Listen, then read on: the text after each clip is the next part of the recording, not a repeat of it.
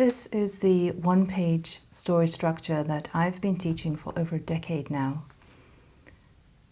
And over the years, I found that the real value of a story structure like this isn't to plot a story quickly or to,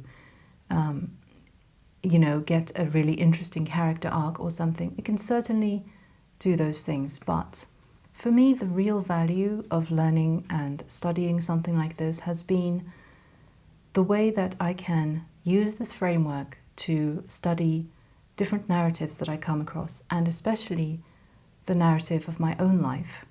I feel that a framework like this really gives you perspective. It really gives you a bigger picture of the things that are happening in your life, the things that you feel you need to do, the things that you want to do and accomplish, the resolutions you have, the goals you have, and how you feel along each stage of the journey to receiving them or accomplishing them. I really feel that having a framework like this that you can apply to, for example, the novels you're reading, the stories you're reading, to better understand them, to grasp the nuances better, especially if you're a writer, because then you can use those insights yourself in your own stories to guide the narrative, or even to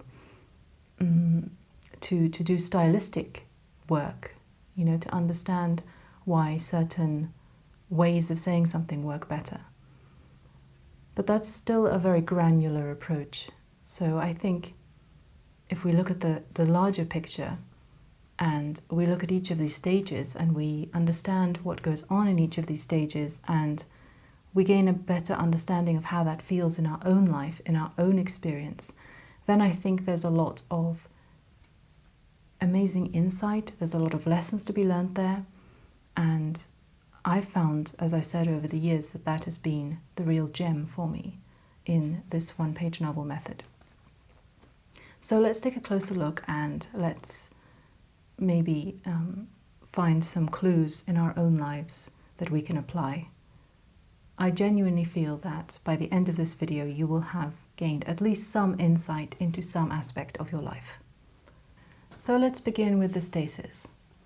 As you can see by these numbers, this is the plotting order that I suggest, because it helps you see the patterns and develop the patterns within the larger story. But the reading order goes stasis, trigger, quest, and then it swaps round to the underworld stages, the bolt, the shift, the defeat, the power, and then again back up into the ordinary world of the resolution. So let's start with the stasis and how that feels. The stasis is the ordinary character in their ordinary world doing everyday things. But there may be a sense of stagnation. There may be a sense that there is unfilled potential there. And if you feel those kinds of things, then it's possible that you're in the stasis. And that's no bad place to be. None of these stages are better than any of the others. They are all important in their own right. And perhaps I should also say that, when you have this overview of the one-page novel as a whole, you have the cycle going around from the stasis through the other stages and to the resolution. And there is no sense that your entire life is always in one stage. There will be aspects of your life that are in the stasis. There will be aspects that are in the bolt, perhaps, or the power. There's often a lot of layers to the different things that we do and think that sort of encapsulate the different stages. And also I should say that, of course, this is a structure that's overlaid onto something that isn't structured. It's just a framework for understanding narratives. It's a framework that you place on top of things that are not structured. It's like putting something that is analog into a digital format. There's always going to be losses. There's always going to be compensation somewhere. But the way I think of this particular framework, and I really love that it fits on one page like this, because I think of it as different panes of glass in a window. So if you think of those old leaded windows, and each pane is a different filter, it's a different color maybe, and you look through it and you see different things. Even though what's outside is the same, you're looking through your perspective, you're in this particular stage, in this particular frame of mind, and you're seeing different things in possibly the outside world, possibly the inside world. These stages color your perception. And again, of course, these stages are arbitrary. They don't need to follow in exactly the order. They don't need to include the exact scenes that I suggest in my various cheat sheets. These are just sort of archetypal examples of what these stages might contain. They are overall ideas of what you might be experiencing. By no means exclusive, by no means complete. But if we think of each stage in that way as a sort of lens on the world, then I think that also helps you understand that none of these are any better than the others. None of these have any kind of hierarchical benefit. There is no sense of improvement because it's a cycle, and it's a spiraling cycle. So once you get to the resolution, which is the end of the story, then after a while it turns naturally back into the stasis. So essentially they're the same.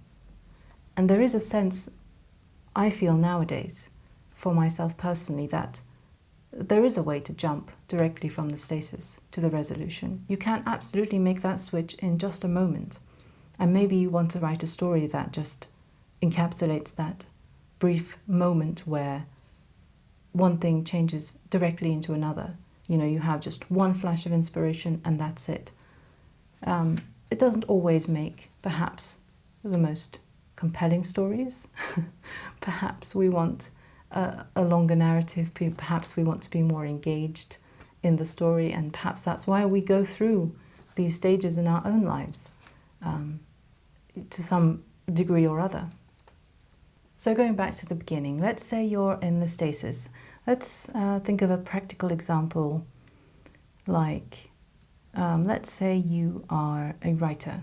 You probably are. But you, let's say your resolution is that you want to write a novel, and let's say your stasis is that you haven't written a novel. Very simple. These are the opposites of each other, right? So we have a place we're at, and we, in whatever sense, don't want to be there, or perhaps we don't realize that there is a lot more for us to accomplish in another state, even in the opposite state. Maybe you've experienced this where you have a very strong opinion about something, and then the world just seems to turn you 180 degrees. So suddenly you are the absolute opposite of that state. I think that's just the cosmic joker, the cosmic trickster at work, but it absolutely does happen. And I think that's it's a good example of, how close these two stages are. Really, you have the entire cycle to work with, but it just comes down to one line between these two stages. So what do you do if you feel like you're in the stasis? Well, you might just wait for the trigger. The trigger is the call to adventure in the hero's journey, or the monomyth of Joseph Campbell. So you might be waiting. You might not even be aware that there is any kind of stagnation in your life. You might be going along merrily. There might be, hints. There might be things that other people can see that you can't see. And that's where the trigger will show you those things. The signs that you have outgrown your previous state will just continue to increase until you absolutely have to notice it. In the monomyth structure, the hero's journey, you have the idea of the refusal of the call to adventure as well. So that's when when the character ignores the signs, or when they go away and hide, if they have noticed them, slowly the world around them just begins to show this kind of stagnation, this kind of wasteland appearance almost. It just begins to deteriorate until they have to take notice, until they have to push forward out of their old state. And this is only the first step, right? So if you're feeling like you have noticed that there is something in your life, in whatever area, it can be just a very small area of your life, where you want to accomplish something more, where you feel like you have untapped potential, then it really helps to notice the signs around you. And these can be such simple things. I think a lot of people think of signs as just grand gestures of the universe that absolutely force you out of your house. The way that, sometimes a stranger comes to town in fantasy stories. But that doesn't have to be the case. There is a sort of mini challenge I made on the Lady Writers League called the Calling to Adventure. And that is just about noticing daily, but also within the course of a day, the sort of words that come up, the pictures, the symbols, the ideas that fall into your head. And when you list them out on a page, you begin to see themes emerging. So lately I've been seeing a lot of swans around, and I've been thinking especially that has something to do with the state of flow, and that maybe I need to look into that more. Maybe I need to write more about the idea of flow and writing in flow. And so if you're a writer and you want to write a novel, well, what is your trigger? Maybe your trigger to beginning, or maybe your trigger to picking up your manuscript that you put aside. Maybe it's something like someone asks you, oh, how's that novel going? Have you written your bestseller yet? Someone might come up to you and say, oh, I saw this online course about writing. Why don't you consider taking that? Maybe it'll help you make progress on your novel. Or maybe you come across this video and you say, oh yeah, I'll look at that later. But maybe you do, maybe you don't. That depends on how quick you are to accept the call to adventure.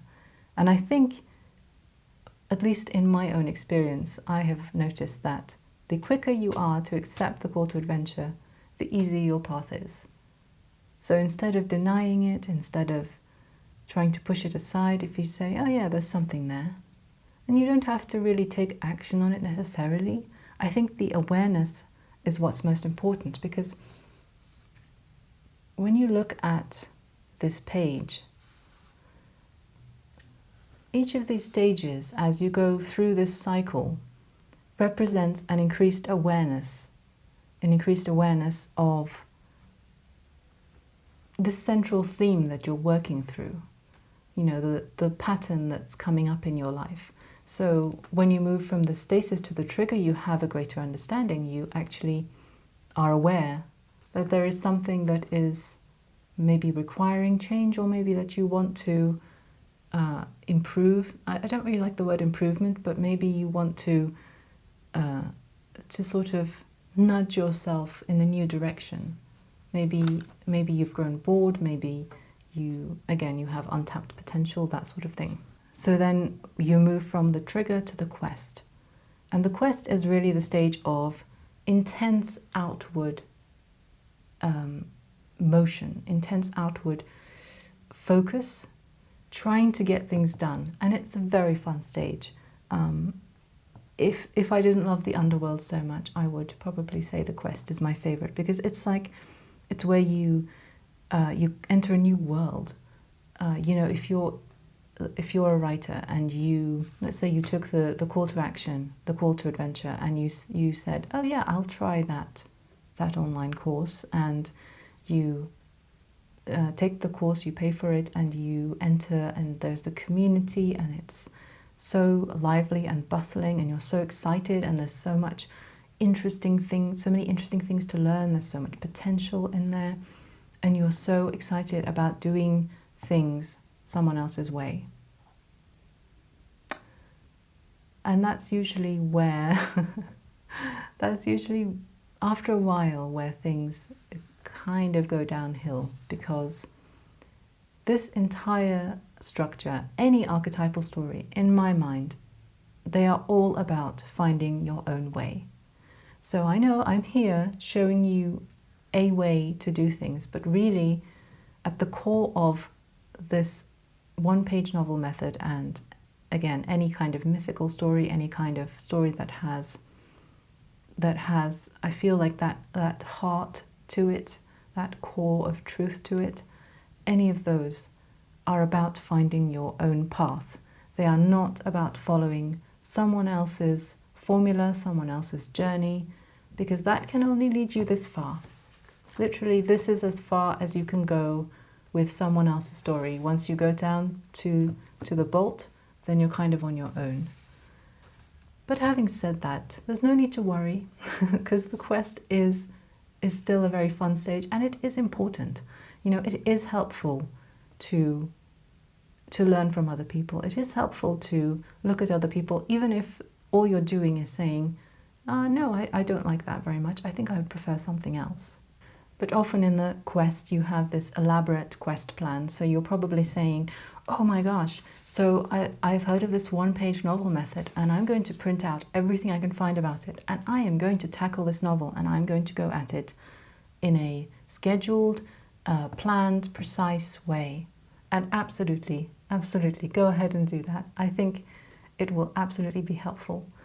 But again, it's most important to find your own way. And if you are past that stage, let's say you tried that and you got to a certain point, and then maybe something happened with life. Maybe something happened where you got more work to do. There was something that needed your attention away from your novel, away from your plotting, away from this fun online community maybe that you found. And that's the bolt from the blue. So it kind of derails your quest plan. You had this grand plan to do everything right. I'm laughing because there is no right way, right? That's what it means to find your own way, because only your own way is, in a sense, the right way for you. But that doesn't mean that you can be on the wrong path, because again, you know, you have this idea of the spiral. So essentially you're going round in circles. But every time you complete a revolution, then you're back at the same place, but also kind of not. Because even if you are coming across the same kinds of patterns, you've been through this cycle of the story, and that has made you a different character. That's made you a different person. And some people would argue that it actually has made you an entirely different person. Not just, you know, oh, you're the same character with different characteristics, but no, you're actually physically a different person with a different history. So that's an interesting way to think about it as well. So the bolt is the bolt from the blue, and it's kind of it's a turn inward. So again, if we're looking at the overview of the page, we can see that this central fold, let's turn it back around. The central fold represents the threshold of adventure in the monomyth or the hero's journey, if you're familiar with that. So this is kind of a turn inward. An inward means it's a turn into yourself. So you're not outwardly focused anymore. You're not looking at what society is doing. You're more focused on your inner world, in your inner guidance. And that is why these stages are upside down, because this is the underworld. These 4 stages represent the underworld of adventure. These are the ordinary world. So this is the world of light, this is the world of darkness. But only in a very symbolic sense. There's, again, nothing bad or wrong about the underworld. In fact, I absolutely love it, because that means when you're in the underworld, it means that you are really kind of making progress. Again, I don't like the word progress very much, but you are getting places. You're in the thick of things, and that's quite exciting. But you can see then that the quest is kind of a transitional stage. So this is where you'll have the crossing into the underworld. So that can often be a kind of symbolic place that leads into the ground. So it might be like a well shaft, it could be like a basement, something like that. You might find it interesting in your own life to think about if there is a symbol, that kind of symbol where you crossed into the underworld. Another sign is that there might be a threshold guardian. So there might be someone guarding that entrance, or there might be someone guarding the entrance to the new world. So so we said that the quest is kind of bringing you into a new world. It's bringing you into like maybe a new subculture. It's that kind of energy. And once you enter it, it also, there's a sense that, you know, all the things that you thought were the absolute solution to your problem, they kind of morph slowly back into what you were experiencing in the stasis. So if you had a sense of the world in the stasis, and let's say that in the stasis, everyone around you was saying that, oh, writing a novel is really difficult. And then you came into the stasis world, this subculture, this community where everyone was saying, no, writing a novel is easy. It's just a matter of, you know, getting an overview and, oh, you just sit down and write it. There's no problem. Well, then slowly, you know, at the beginning, you're really excited. You're like, oh, wow, this is an amazing new method. I can just employ this and it will change everything for me. It'll change my life.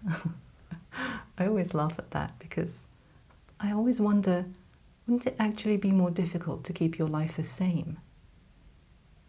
You know, you can be in the stasis and you can do nothing and a trigger will come along. I just don't think it's possible to stay still, to keep your life the same. Anyway, that was a tangent. What was I saying?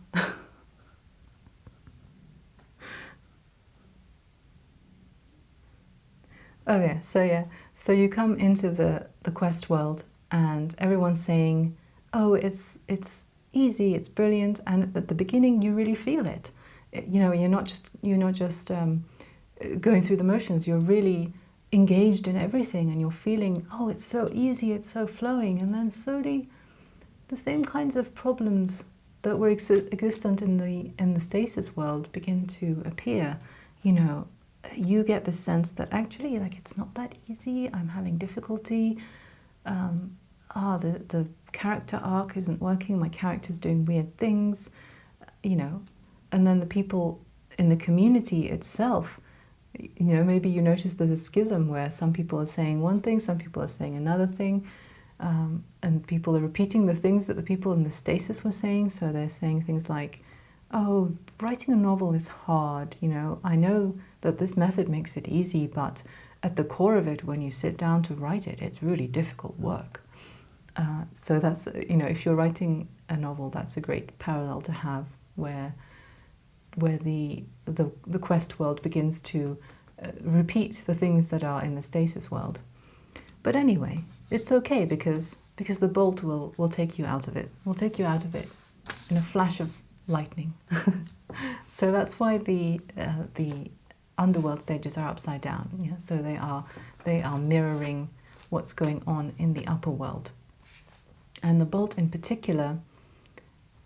So if we think of the quest as a transitional stage, then the bolt is the first stage that you have that's entirely in the underworld of adventure. So I like the bolt particularly because it's like, finally I have turned inward. Finally I have stopped chasing what's outside of me. Finally I have stopped turning to others for advice or guidance or, you know, something that I believe that isn't within me. That's the bolt. It might also come as a betrayal. It might be a sort of secret attack or ambush. So if you're writing your novel and you were in this community and everything was going kind of swimmingly, kind of failing, and then the quest plan just falls apart when, let's say, okay, so perhaps someone in the community is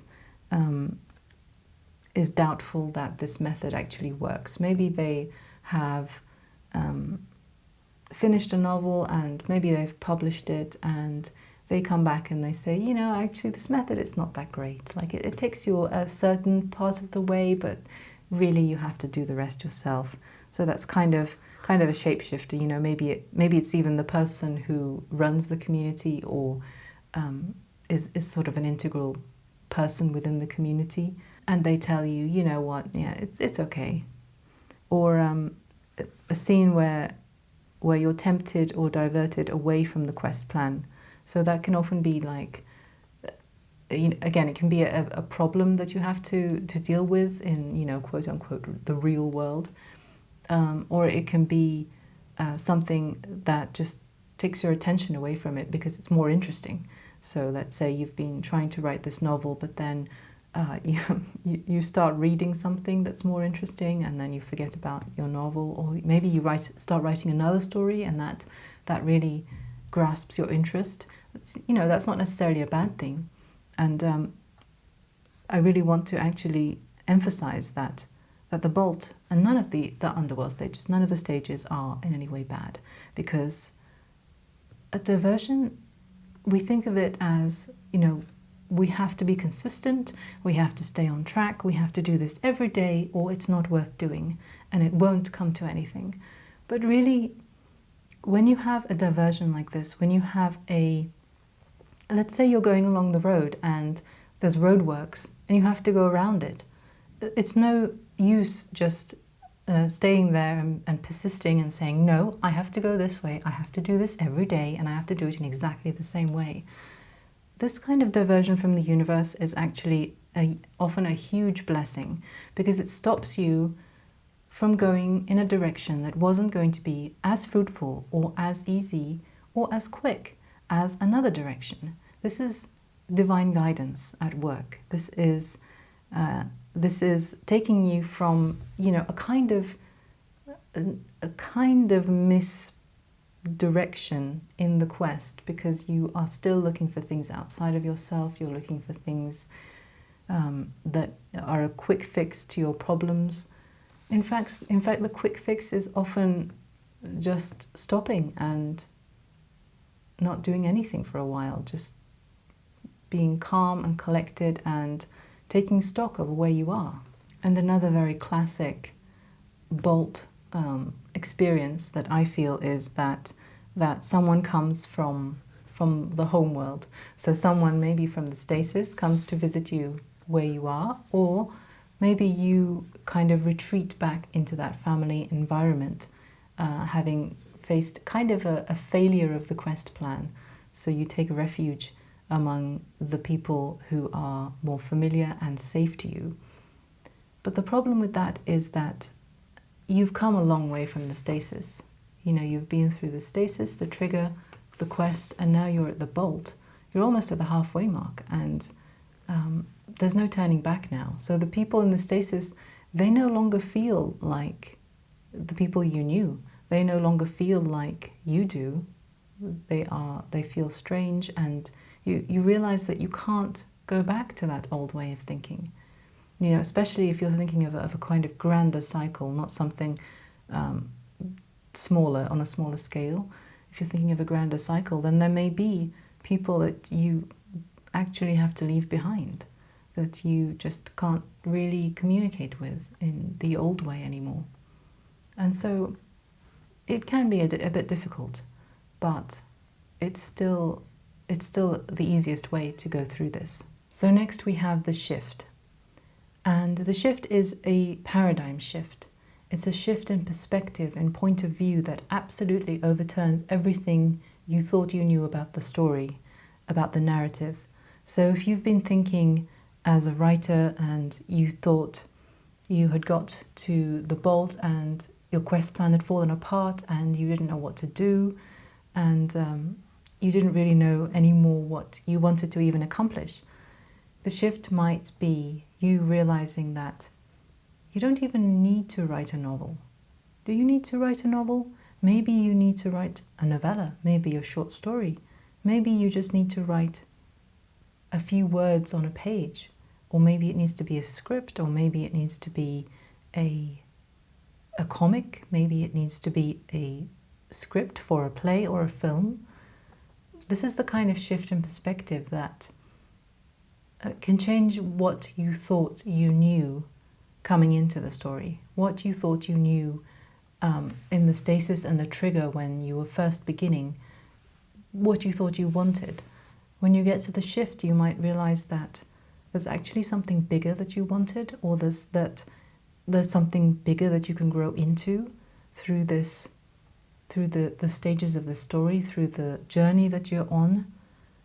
And it's almost like you're not really on this journey, it's sort of moving through you. You're standing still. Maybe you're standing still at the center point of this narrative.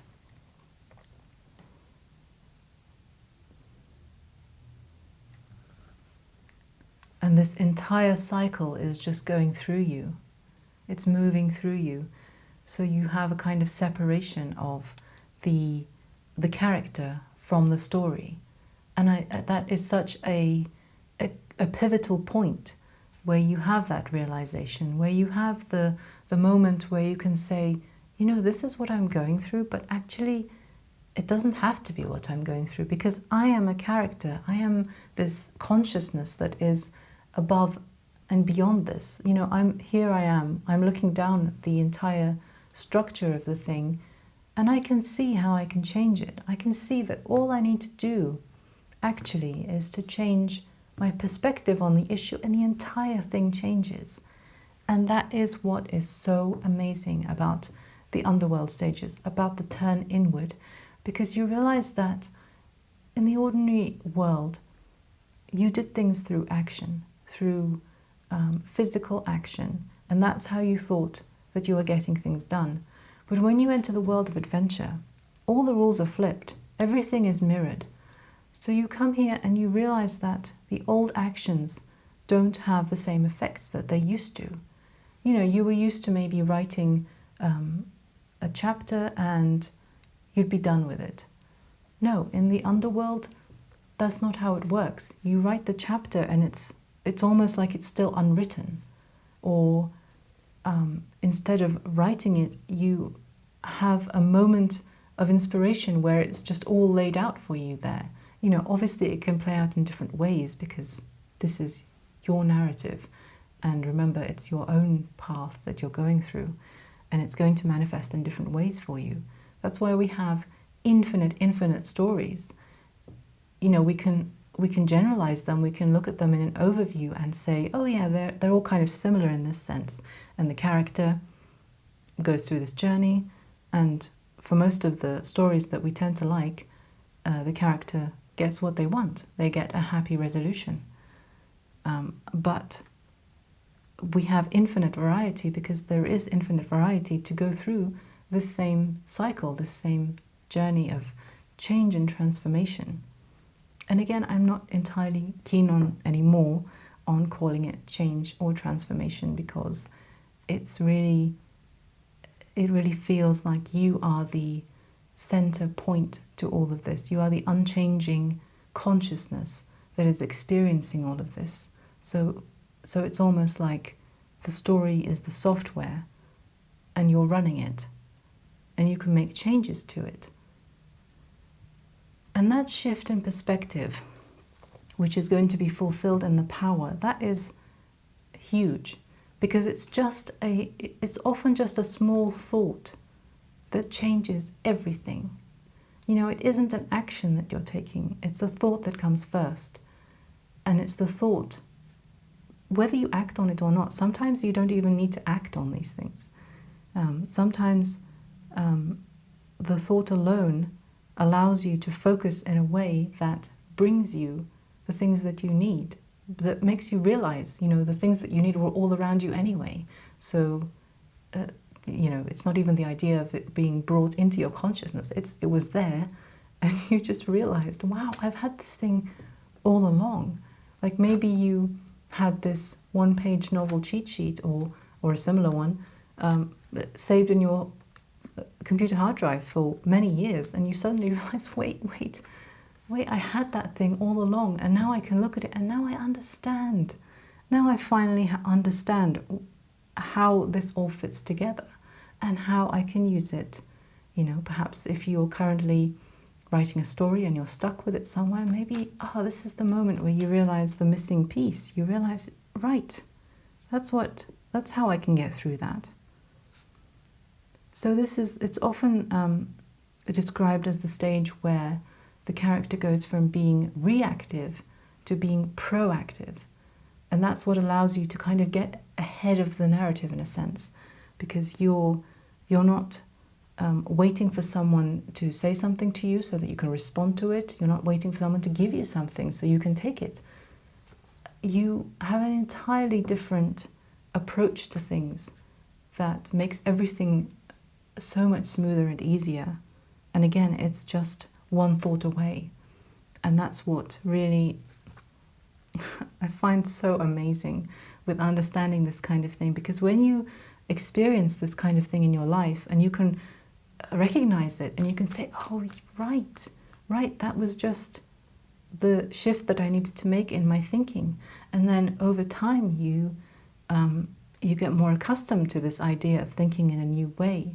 You get more accustomed to looking at the narrative from another you get more accustomed to looking at the narrative from another angle, even the absolute reverse angle, the upside down angle that you might not have seen it as before. And once you get that kind of experience, you get that kind of habit of looking at the narrative of your own life in that way, then it becomes easier and easier to ask the questions that make the shift easier to see. It makes it easier to, the bolt also leads you into the shift because it puts you in that state of saying, of distancing yourself from the ordinary world in a sense. So it's brought you inward, and it's also detached you from the people and the places maybe that were creating the ordinary world story, the direction that was taking you, in the outward direction. You can see that the cycle kind of changes direction at different points, right? So we have a circle. And the bolt really prepares you for the shift because it puts you in a quieter place. It really calms you down. So you're not listening for outside sounds, you're listening for internal guidance, you're listening for intuition. And that's when the shift has a chance to find you. It has a chance to drop into your head with divine inspiration. Or if you do think that it comes from your mind or perhaps from a divine source, wherever you think it comes from, it comes. It never fails. It always comes. And once you've made that shift in perspective, then you might be shocked to see the defeat. Oh, whoa, the defeat. Perhaps I could have given it a better title, but the idea is that this is snatching defeat from the jaws of victory. Is that the right way around? No. This is snatching victory from the jaws of defeat. So it feels like a defeat. This stage feels like all hope is lost. It feels like you are, in a way, experiencing, if you've heard of the term ego death, this is kind of that stage. And it sounds scary, but actually, again, it's such a positive sign that things are clearing away for you to become this new identity that you want to be. I think it's a really beautiful stage. It always reminds me of Odin hanging in the world tree, sacrificing himself to himself So it's a sacrifice, but it's not really a sacrifice, because you're basically leaving aside the old identity that you were in order to pick up the new. Because you can't be two people at the same time. You can't be one thing and the opposite at the same time. You have to choose. You can't serve two masters. And so if there are things from your old identity that are falling away, then it's easiest just to allow them, because that's the quickest way that you're going to get to the new identity. And when you do allow them to leave, you realize that the loss was no loss at all. And you realize this with everything. And I know it can be difficult if it's a person that you're losing in any sense of the word. But once you gain some perspective on the issue, you do realize that, yeah, there was some benefit to it. And yeah, I was being led along what might be the easiest path to where I wanted to go. So it's kind of a defeat, but it's also a temporary defeat. And it again depends on your perspective. So you've had this shift in perspective. So if you see this, and especially once again you've realized over many cycles that you come to understand how the defeat works, and you accept that it's just a matter of being more open to letting go of things. Letting go of control is a huge one, because there's an internal paradox. There's an essential paradox where you think things are happening to you, but at the same time you feel like you have to do something to control them. And so which one is it? Are you the victim of the things that are happening to you? Or do you actually have control over them? Are you the one controlling things? You can't have it both ways. And if you say, well, maybe it's a bit of both, then how do you decide?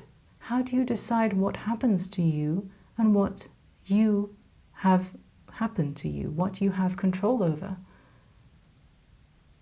I don't know. To me, that sounds way more complicated, and I think physical reality tends towards what's simple, the idea of Occam's razor. So I think the simple explanation is that you have control over the things that are happening. Maybe not granular control in the sense that you might think, but you have the ability to have a point of view on it, and that's all that matters, because as we saw in the shift, the point of view changes the entire story.